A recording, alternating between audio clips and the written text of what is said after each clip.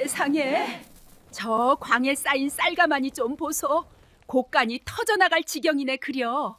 여기 다 쓰러져 가던 집안이 3년 만에 조선 제1가는 만석군이 되었습니다. 이 집안을 이렇게 일으켜 세운 사람이 누군지 아십니까?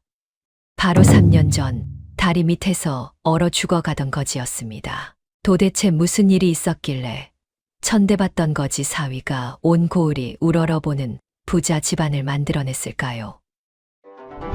이야기 시작 전 구독과 좋아요는 구름야담에 큰 힘이 됩니다.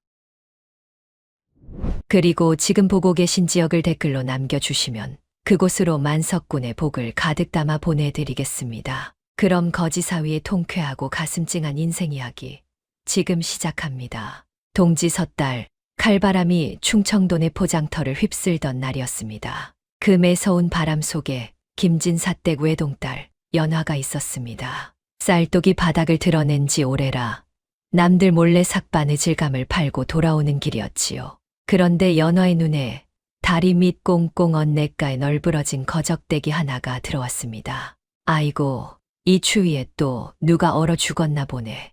가까이 다가가 보니 젊은 사내가 죽은 듯 쓰러져 있는데 숨이 꼴딱꼴딱 넘어가기 직전이었습니다. 이보시오. 정신 좀 차려보시오. 연화가 다급히 흔들어 깨우자 사내는 개슴츠레 눈을 뜨더니 헛소리 같은 한탄을 뱉었습니다.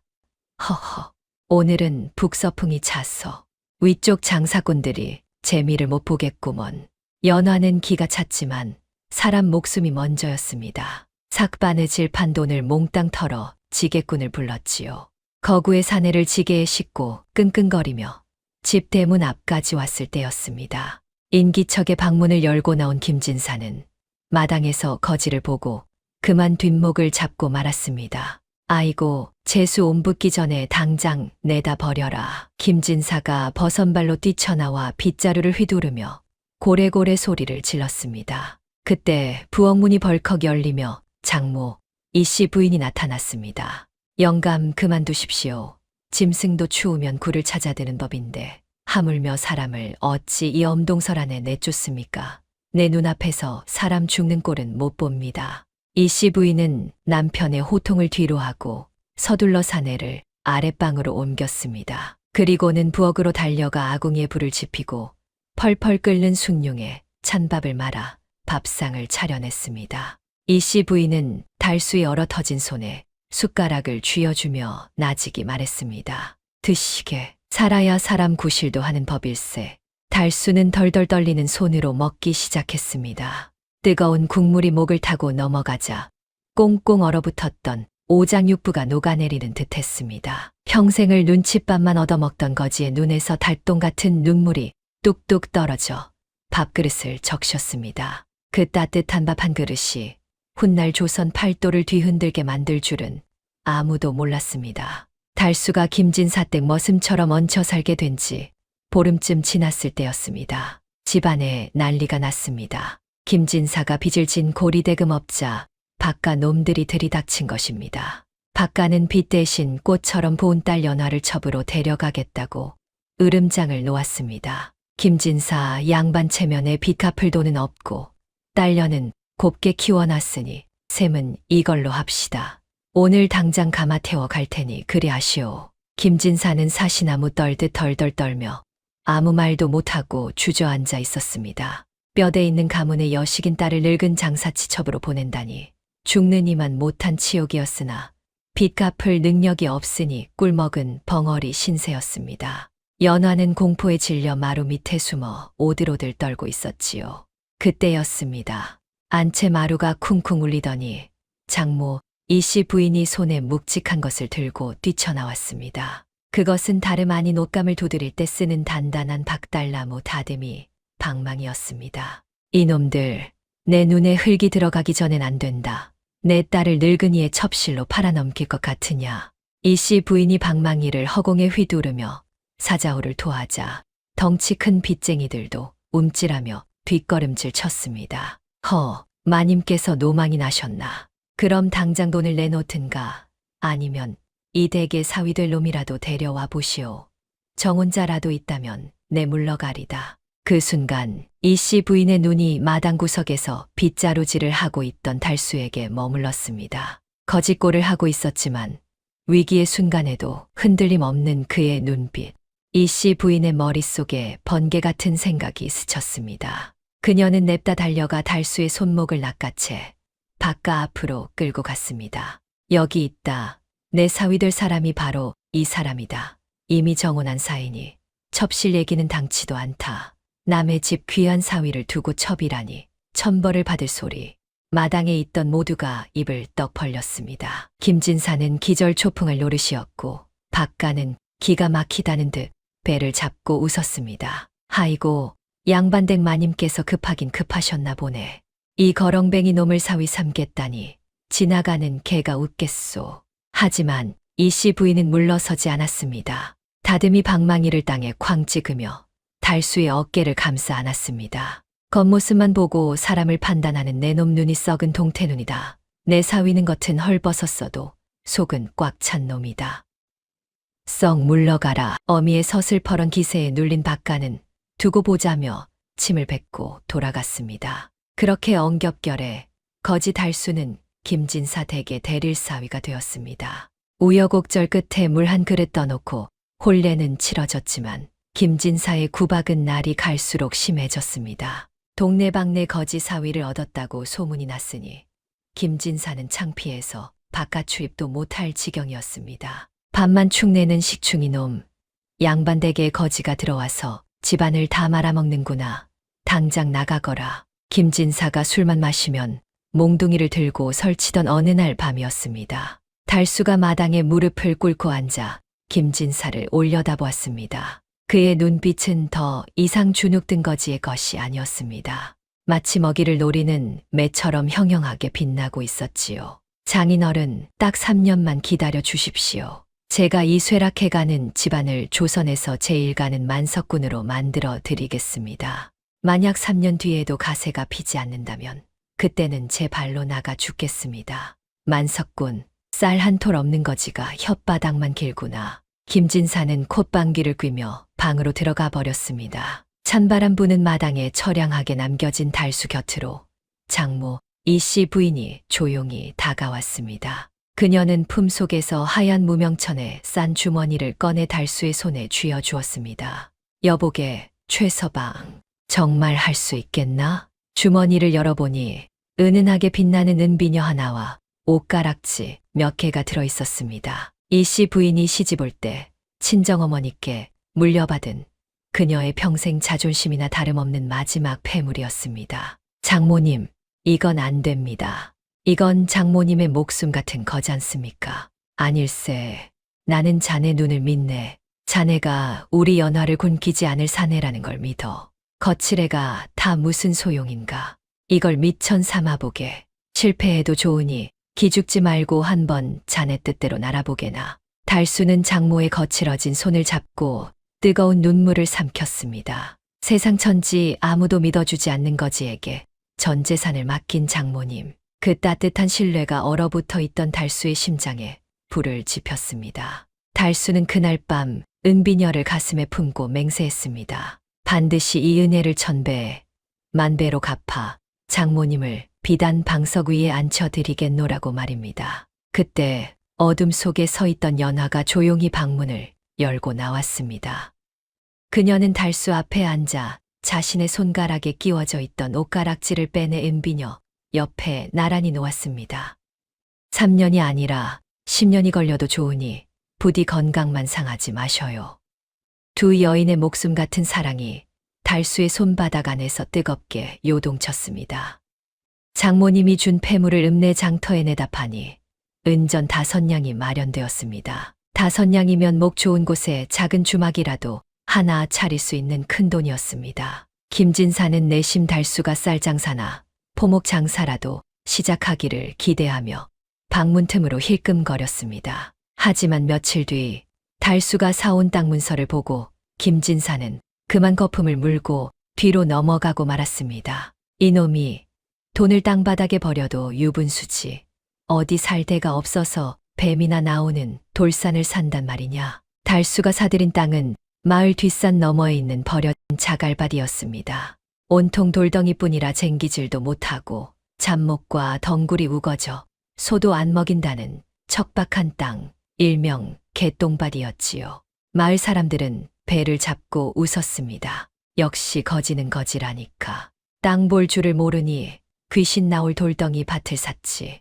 아이고, 김진사 댁은 이제 끝났네. 끝났어. 장모 비녀 팔아서 돌을 사다니. 김진사는 속이 터질 지경이었습니다. 사실 달수의 눈에는 남들이 보지 못하는 것이 보였습니다.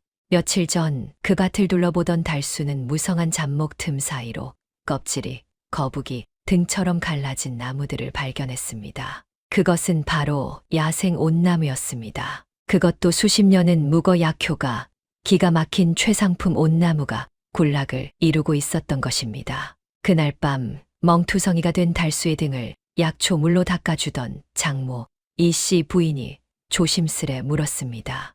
여보게 최서방, 자네 생각이 있어서 저 땅을 산 게지.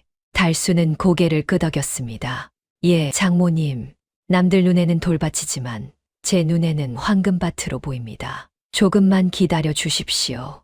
이씨 부인은 더 이상 묻지 않았습니다. 대신 장독대에 정화수를 떠놓고 비나이다, 비나이다 기도를 올렸습니다. 사위의 눈에 비친 황금을 어미의 마음으로 함께 믿어보기로 한 것입니다. 돌밭을 산 것도 모자라 달수는 이제 마을의 똥물을 모으러 다니기 시작했습니다. 지게에 커다란 똥장군을 지고 집집마다 돌아다니며 똥 푸시오, 똥 퍼가요 를 외치는 사위 꼴에 김진사는 아예 드러누워 곡기를 끊어버렸습니다. 내 전생에 무슨 죄를 지어서 뼈대 있는 양반 가문에 똥 냄새를 풍기게 하는가. 창피해서 얼굴을 들고 다닐 수가 없다. 집안에는 고약한 냄새가 진동했고 마을 사람들은 코를 막고 피해 다녔습니다. 빨래터에 나간 연화에게 마을 안악들이 혀를 차며 비아냥거렸습니다.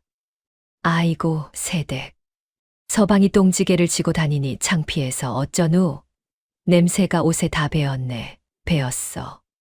하지만 연화는 방망이질을 멈추지 않고 또렷하게 대꾸했습니다. 똥 냄새가 아니라 우리 식구 살리려는 땀 냄새입니다. 허우대만 멀쩡하고 놀고 먹는 한량보다는 제 서방님의 똥지게가 100배, 1000배 더 귀합니다. 연화의 당찬 기세의 안악들은 꿀먹은 벙어리가 되어 슬금슬금 자리를 피했습니다.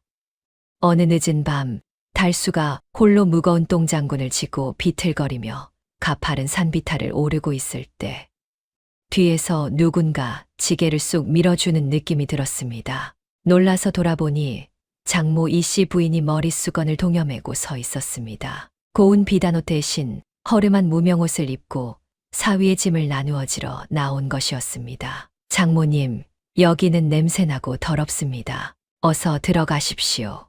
남들이 보면 어쩌시려고요. 달수가 펄쩍 뛰며 말렸지만 이씨 부인은 주름진 손으로 지게를 단단히 받치며 말했습니다. 혼자서는 힘에 부치지 않나. 같이 들면 가벼운 법일세. 하지만 냄새가, 허허, 이 사람아, 여보게 최서방. 남들은 똥냄새라 코를 막고 피해가도 내 코엔 그저 우리 식구들 입에 풀칠이라도 시키려는 자네의 구수한 땀내로만 보이네. 부끄러워 말고 어서 가세. 이씨 부인은 코를 찌르는 악취에도 아랑곳하지 않고 사위와 함께 걸음을 날랐습니다. 양반집 마님 손에 똥물이 튀었지만 그녀는 개의치 않았습니다. 사위가 흘리는 땀방울이 언젠가 이 집안을 일으킬 귀한 걸음이 될 것임을 믿어 의심치 않았기 때문입니다. 달빛 아래 똥장군을 지고 나란히 걷는 사위와 장모. 그 기묘하고도 눈물겨운 풍경 위로 밤이 깊어갔습니다. 달수는 굳게 다짐했습니다. 장모님이 함께 흘려준 이 땀방울을 기어이 세상 사람들이 놀라 자빠질 꽃으로 피워내겠다고 말이지요. 이듬해 봄 지독한 가뭄이 들었습니다. 논바닥은 거북이 등처럼 발라지고 우물물은 바짝 말라 비틀어졌습니다. 김진사는 마당을 서성이며 하늘만 원망했습니다. 비가 와야 밥을 빌어먹든 죽을 쏘어 먹든 할 텐데 이놈의 날씨가 우리를 말려 죽이려는구나. 하지만 달수는 달랐습니다. 그는 매일 물지개를 지고 신비박 계곡까지 가서 물을 길어 날랐습니다. 그가 산 자갈밭, 아니 야생 온나무 군락지에 물을 대기 위해서였지요. 땀이 비 오듯 쏟아지고 어깨 가죽이 벗겨졌지만 달수는 멈추지 않았습니다. 그런 사위의 등을 바라보는 장모 이씨 부인의 마음은 오죽했겠습니까? 그녀는 매일 남들이 다 잠든 시간에 일어나 장독대로 향했습니다. 그리고 정갈한 그릇에 맑은 물, 정화수를 떠놓고 두 손을 비볐습니다. 비나이다, 비나이다. 우리 사위가 흘리는 땀방울이 헛되지 않게 해주십시오. 간절한 기도가 하늘에 닿았던 것일까요? 어느 날 밤 장대비가 쏟아지기 시작했습니다. 그런데 참으로 기이한 일이었습니다. 마을 앞 논밭에는 찔끔거리던 비가 달수의 온나무 밭에는 그야말로 물동이로 붓듯이 쏟아지는 게 아니겠습니까?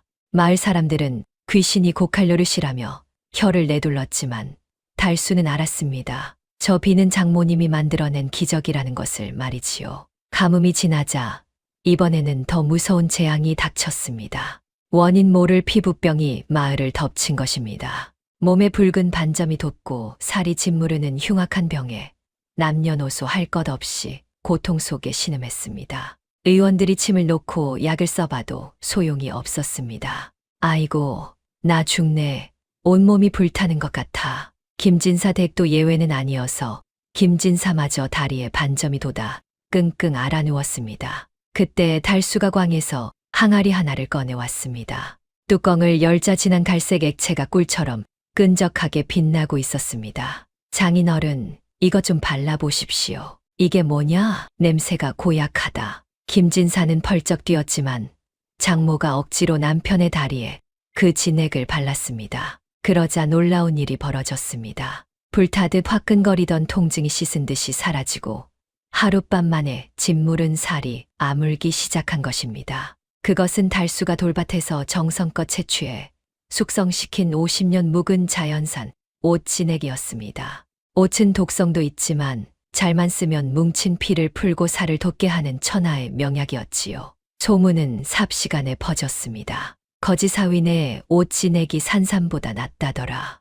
약재상들이 돈보따리를 싸들고 김진사 댁 문지방이 닳도록 드나들기 시작했습니다. 돌덩이 취급받던 온나무가 부르는 게 값인 황금 나무로 변하는 순간이었습니다. 옷진액을 팔아 큰 돈을 쥔 달수. 그는 돈이 들어오자마자 김진사의 빈문서부터 해결하고는 곧장 읍내 장터 포목점으로 달려갔습니다. 그리고는 가게에서 제일 곱고 비싼 비단과 옥비녀를 샀습니다. 집으로 돌아온 달수는 안방에 앉아 바느질하던 장모 이씨 부인 앞에 보따리를 풀어놓았습니다. 장모님, 받아주십시오. 제가 장모님의 은비녀를 팔아먹고 얼마나 가슴을 쳤는지 모릅니다. 이씨 부인은 고운 비단 옷감을 어루만지며 말을 잊지 못했습니다. 달수는 장모의 희끗희끗한 머리에 옥비녀를 꽂아드리며 큰절을 올렸습니다. 어머님, 어머님이 주신 주먹밥 아니었으면 저는 벌써 죽어 까마귀 밥이 되었을 겁니다. 이 모든 게 어머님 덕입니다. 아닐세, 내 눈이 틀리지 않았어. 자네는 내 아들이야. 아들이고 말고. 이씨 부인은 사위를 부둥켜 안고 하염없이 눈물을 흘렸습니다. 그 모습을 문틈으로 훔쳐보던 김진사도 차마 들어오지 못하고 헛기침만 해대며 눈시울을 붉혔지요. 거지사위가 장모에게 올리는 진정한 효도. 그것은 돈보다 귀한 마음의 보답이었습니다. 집안 살림이 좀 피나 싶더니 달수가 또다시 일을 벌였습니다. 이번에는 항구에 버려진 낡은 배들을 사들이기 시작한 것입니다. 바닷물에 절고 치 벗겨져 흉물스러운 썩은 배들을 마당 가득 쌓아놓으니 김진사의 의심병이 다시 도졌습니다. 이놈이 돈 좀 만지더니 다시 미쳤구나. 멀쩡한 나무 놔두고 왜 저런 썩은 고물을 사들여. 김진사는 드러누워 끙끙 앓았지만 이번에는 장모 이씨 부인의 반응이 달랐습니다. 그녀는 남편에게 타박 대신 숭늉을 건네며 조용히 다 잃었지요. 영감, 좀 기다려 봅시다. 저번에도 돌밭에서 황금을 캐는 사위 아닙니까? 이번에도 무슨 깊은 뜻이 있겠지요. 사실 달수의 눈에는 남들이 보지 못하는 것이 보였습니다. 겉은 썩고 볼품없지만 그 배들의 속살은 거친 해풍과 소금물에 수십 년간 절여지며 돌처럼 단단해진 최고급 소나무, 바로 금강송이었습니다. 새 나무는 마르면서 뒤틀리지만 이 나무는 1000년이 지나도 변치 않습니다. 곧 쓰일 때가 있을 겁니다. 달수는 묵묵히 도끼를 들어 낡은 배를 해체하기 시작했습니다. 그 둔탁한 도끼질 소리는 다가올 거대한 폭풍을 예고하는 전주곡과도 같았습니다. 가을 거지가 끝날 무렵 하늘빛이 심상치 않게 변했습니다. 바다 쪽에서 검은 먹구름이 몰려오고 제비들이 낮게 날아다녔습니다. 달수는 올 것이 왔음을 직감했습니다.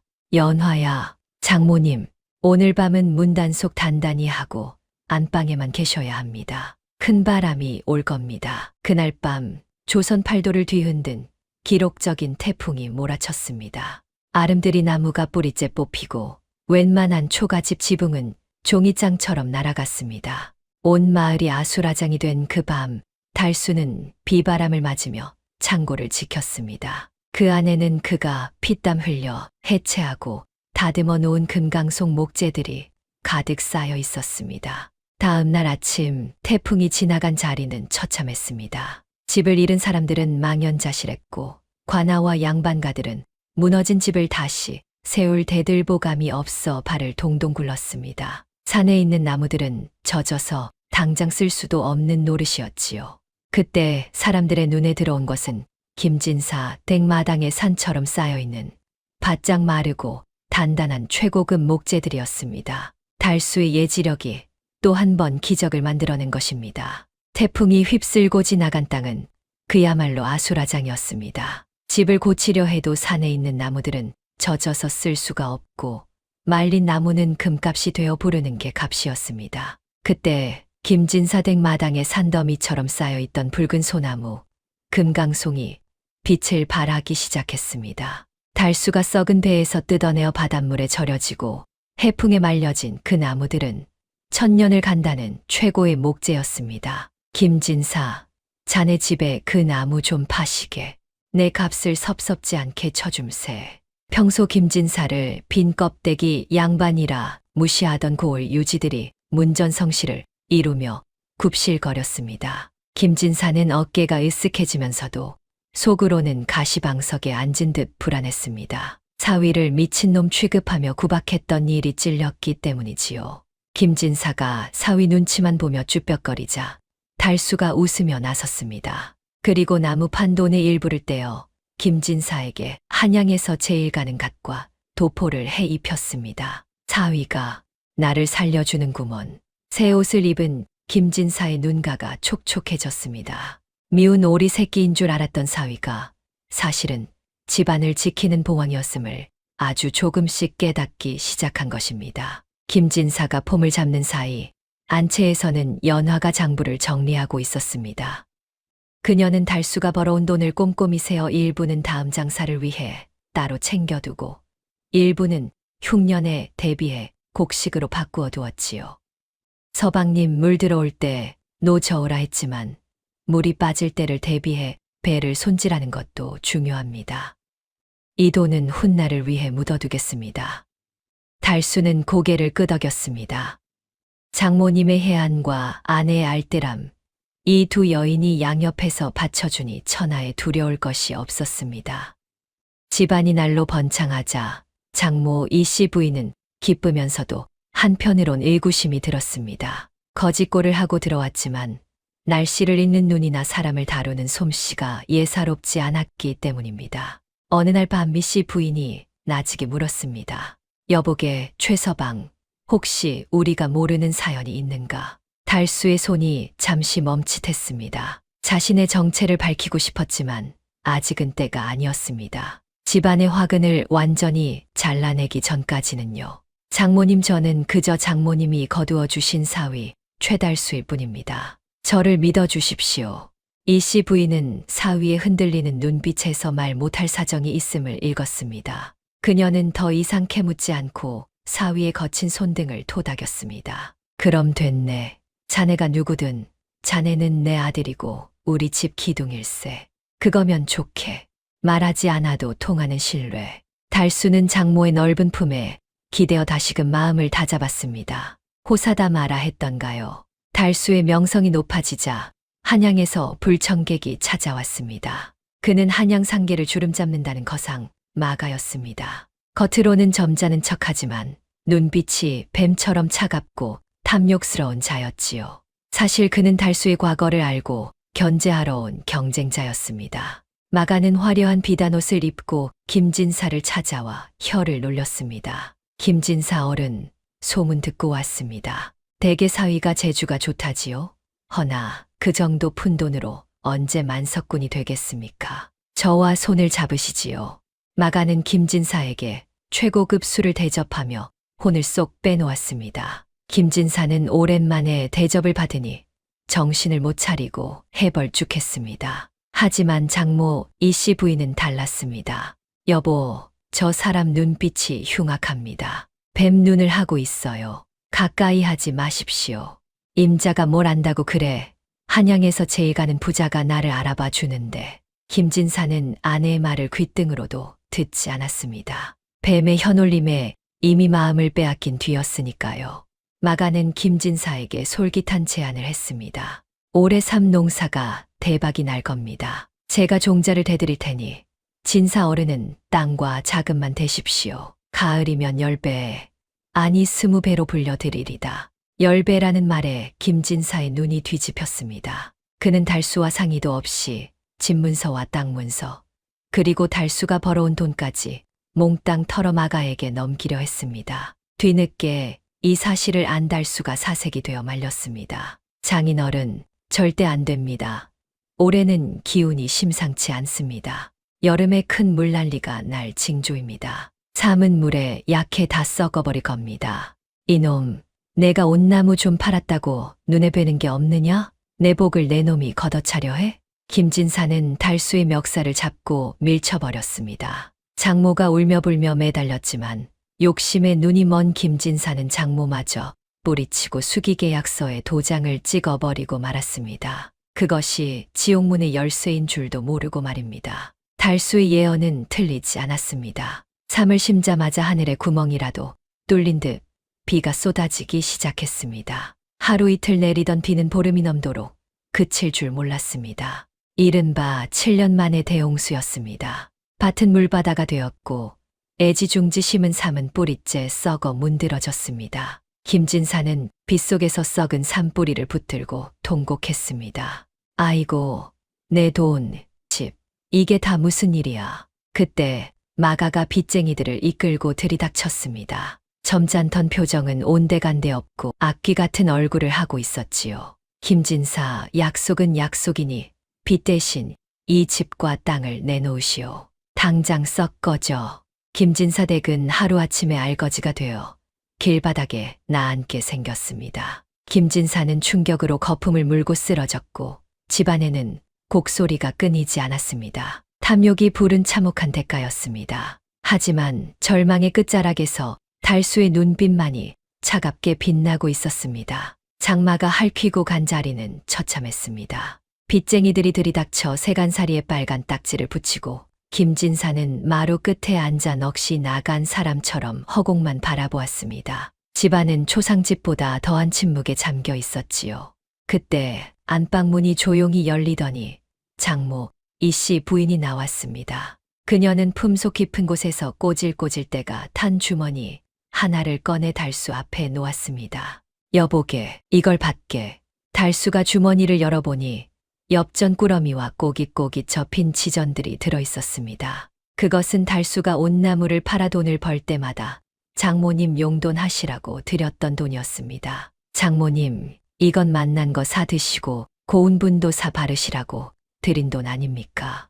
내 입에 들어가는 게 아까워 어찌 쓰겠나. 자네가 피땀 흘려번 돈인데 이걸로 우리 식구들 죽이라도 쏘어 먹고 다시 시작하세. 산 사람은 살아야지. 장모님의 행동을 본 연화 역시 장롱 깊숙한 곳에서 묵직한 보따리를 꺼내왔습니다.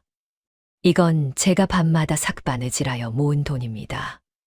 그리고 서방님이 주셨던 생활비를 아껴 모았습니다.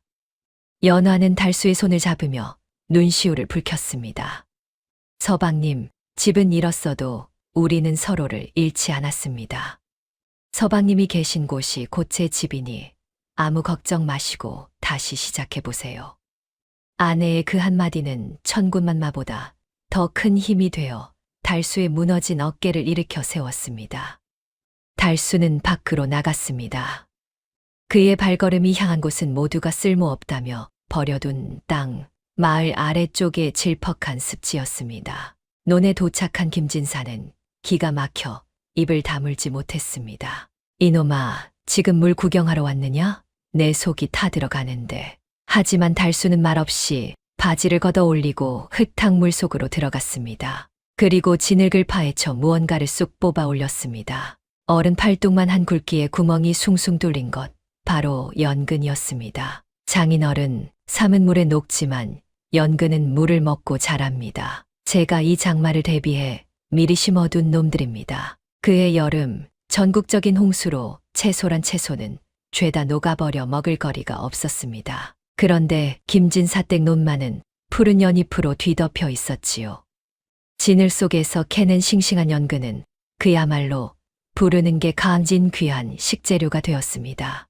때마침 한양에서 내려온 상인들이 연근을 사기 위해 줄을 섰습니다. 달수의 연근은 없어서 못 팔 지경이었고 그 수익은 썩어버린 산밭에 손해를 메우고도 남을 만큼 막대했습니다. 거상 마가는 땅을 치며 후회했습니다. 참으로 김진사를 망하게 하려던 계획이 오히려 달수의 연근 농사만 돋보이게 해준 꼴이 되었으니까요. 진흙탕 속에서 피어난 연꽃처럼 김진사 댁은 화려하게 부활했습니다. 연근 대박으로 빚을 다 갚고 거상 마가를 찾아간 날이었습니다. 마가는 독이 오를 대로 올라 달수에게 삿대질했습니다. 내 이놈 굴러들어온 거지 놈이 감히 한양 상단을 능멸해 내 놈 뒷조사를 해보니 족보도 없는 놈이더구나. 그때 달수가 품에서 낡은 옥패 하나를 꺼내 마가 앞에 던졌습니다. 그 옥패를 본 마가의 동공이 지진난 듯 흔들렸습니다. 그것은 조선 팔도 상인들의 우두머리, 최대감 가문의 직계 손만이 지닐 수 있는 신표였습니다. 내 놈이 설마 10년 전 집을 나갔다던 최대감의 손자, 최달수 도련님? 달수가 서늘한 눈빛으로 말했습니다. 내 집안의 재산 싸움이 역겨워 거지 꼴을 하고 떠돌았다. 헌데 내 놈이 감히 내 장인 어른을 속이고 장모님의 눈에 눈물을 흘리게 해 내 오늘부로 내 놈 상단과는 거래를 끊겠다. 내 이름 석자를 걸고 조선 팔도에서 장사 못하게 만들어주마. 마가는 그 자리에서 사시나무 떨듯 떨며 주저앉았습니다. 옆에서 듣고 있던 김진사는 입이 떡 벌어져 기 빠질 지경이었습니다. 그 전설의 거상 최대감, 김진사는 그만 다리에 힘이 풀려 털썩 주저앉고 말았습니다.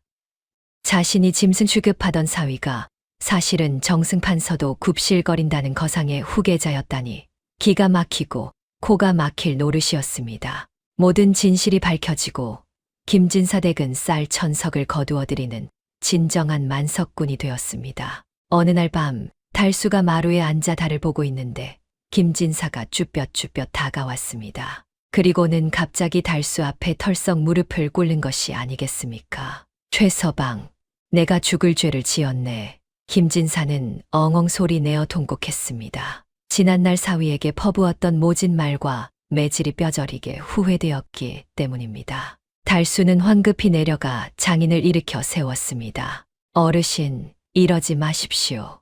저는 그저 장모님의 사위이고 연화의 남편일 뿐입니다. 자네가 나 같은 놈을 용서해 주다니. 고맙네. 정말 고마워. 그때 방문 뒤에서 이 모습을 지켜보던 장모, 이씨 부인이 조용히 나와 두 사람의 손을 포개 잡았습니다. 영감, 이제라도 알았으니 됐습니다. 그리고 여보게 최서방, 우리 영감 용서해줘서 고맙네. 내가 자네 복 하나는 타고난 나보이. 세 사람은 서로를 부둥켜 안고 울었습니다. 묵은 앙금이 눈 녹듯 사라지는 밤이었습니다. 3년의 약속이 지켜졌습니다. 김진사 댁은 남부럽지 않은 부자가 되었고 창고에는 곡식이 가득 찼습니다. 하지만 달수는 안주하지 않았습니다. 어느 맑은 아침 달수는 간소한 괴나리 보찜 하나를 맸습니다. 옆에는 아내 연화가 단단히 채비를 하고 서 있었습니다. 어르신, 장모님, 약속드린 대로 집안을 일으켰으니 저는 이제 연화와 함께 더 넓은 세상으로 나가보려 합니다. 가진 것 없어 굶주리는 사람들에게 장사하는 법을 가르쳐 주고 싶습니다. 김진사는 붙잡고 싶었지만 사위의 뜻이 워낙 크기에 차마 입을 떼지 못했습니다. 장모 이씨 부인은 눈물을 글썽이며 부엌에서 김이 모락모락 나는 주먹밥을 싸들고 나왔습니다. 3년 전 얼어 죽어가던 달수를 살려냈던 바로 그 주먹밥이었습니다. 가다가 배고프면 먹게, 그리고 힘들면 언제든 돌아오게. 여기가 자네 집일세. 어머님, 다녀오겠습니다. 어머님의 은혜 평생 잊지 않겠습니다. 달수는 장모에게 큰 절을 올렸습니다. 달수와 연화가 마을 어귀를 돌아 나갈 때까지 장모와 김진사는 손을 흔들었습니다. 거지골로 들어와 만석군의 기적을 선물하고 다시 빈손으로 떠나는 사위. 하지만 그의 뒷모습은 그 어떤 왕후장상보다도 풍요롭고 당당해 보였습니다. 사람들은 말했습니다. 김진사 댁이 진짜 부자가 된 건 쌀가마니 때문이 아니라 저런 귀한 사위를 두었기 때문이라고 말이지요. 똥밭을 황금밭으로 일군 거지 사위 최달수. 그가 진짜로 일구고 싶었던 건 아마도 사람의 마음밭이 아니었을까요? 오늘 여러분의 댁내에도 달수 같은 복덩이가 굴러들어오길 바라며 이야기를 마칩니다. 다음 영상을 빠르게 만나보시려면 좋아요와 구독을 눌러주세요. 그럼 더 재미있는 영상으로 찾아뵙겠습니다.